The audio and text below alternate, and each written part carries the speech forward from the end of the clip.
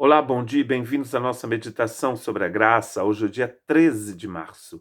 Gostaria de ler com vocês em 1 Coríntios, capítulo 15, versos 1 a 3. Também vos notifico, irmãos, o evangelho que já vos tenho anunciado, o qual também recebestes e no qual também permaneceis, pelo qual também sois salvos, se o retiverdes tal como vos tenho anunciado, se não é que crestes em vão. Porque primeiramente vos entreguei o que também recebi, que Cristo morreu por nossos pecados, segundo as Escrituras. Estamos falando sobre a plenitude de Deus, a importância de chegarmos juntos, de conhecermos em nossa vida aqui nesta terra a plenitude de Cristo. Mas essa plenitude começa pelo reconhecimento de que Cristo morreu pelos nossos pecados. Fomos perdoados um dia e seremos perdoados cada vez que pedirmos perdão ao Senhor, porque Ele morreu para destruir esse pecado, para pisar na cabeça da serpente, como nos diz Gênesis 3,15. Ele veio para destruir essa coisa que é mais terrível do que você possa imaginar. Se o mundo está do jeito que está, é porque o pecado entrou neste mundo. Hamartia quer dizer passar ao lado do alvo, não alcançar o alvo. O alvo aqui é a graça de Deus, a justiça de Deus, o amor de Deus, tudo que vem de Deus e que Deus nos dá pela salvação.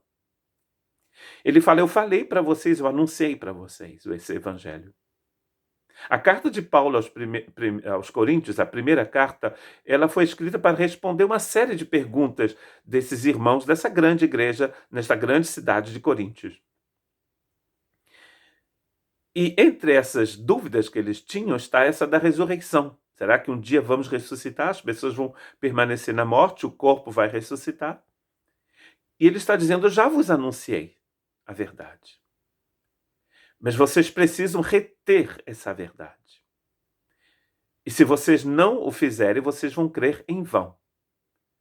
Eu entreguei para vocês tudo que eu recebi do Senhor. Cristo morreu pelos nossos pecados, segundo as Escrituras. E ele também vai dizer que ele ressuscitou. A morte de Cristo na cruz é o início de todas as coisas. É o centro de todo o universo. Cristo que morre na cruz para destruir o pecado, para destruir as obras do diabo, para matar a morte no seu corpo. Esses grandes inimigos nossos. E também crucificou o nosso ego.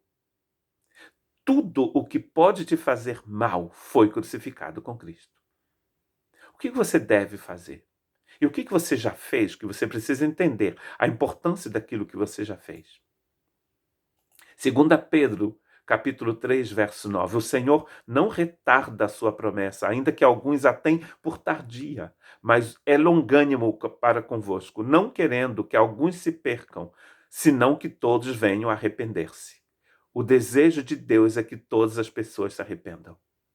Ou seja, façam essa metanoia, essa mudança de direção. Nós estamos andando por um caminho de perdição e de morte. Cristo veio ao nosso encontro, porque não foste vós que me escolhestes, ele diz, eu vos escolhi, para que vocês pudessem ir e produzir fruto. Fruto de Deus.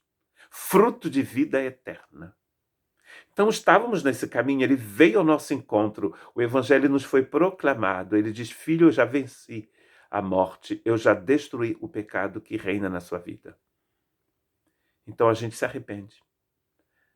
A gente dá uma meia volta e caminha com Cristo. Porque há caminhos que parecem bons para o homem, mas o fim deles é a morte. E não existe nada pior do que viver na morte eterna. Na segunda morte. Porque Deus amou o mundo de tal maneira que deu o seu Filho unigênito, a fim de que todo aquele que nele crê não pereça, mas que tenha a vida eterna. Eis o alvo do Evangelho, a proclamação do Evangelho, em João 3,16. 1 Pedro 3,18, porque também Cristo padeceu uma vez pelos pecados, o justo pelos injustos, para levar-nos a Deus, mortificado na carne, na verdade, na carne, mas vivificado pelo Espírito, Espírito Santo. Cristo padeceu uma vez pelos pecados. O seu pecado é um grande problema para você.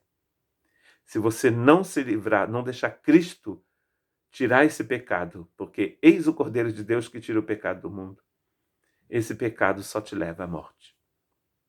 E você já está em Cristo, mas não pensa que o pecado é uma coisa... Tem gente que chama de pecadão, pecadinho. Não existe pecadinho. O salário do pecadinho é a morte. E não é a mortinha, é a morte. Que Deus possa nos ajudar a entendermos, na sua graça, a entendermos a importância dessa proclamação do Evangelho. Cristo é morto pelos nossos pecados. Que Deus te abençoe e que tenha misericórdia de todos nós.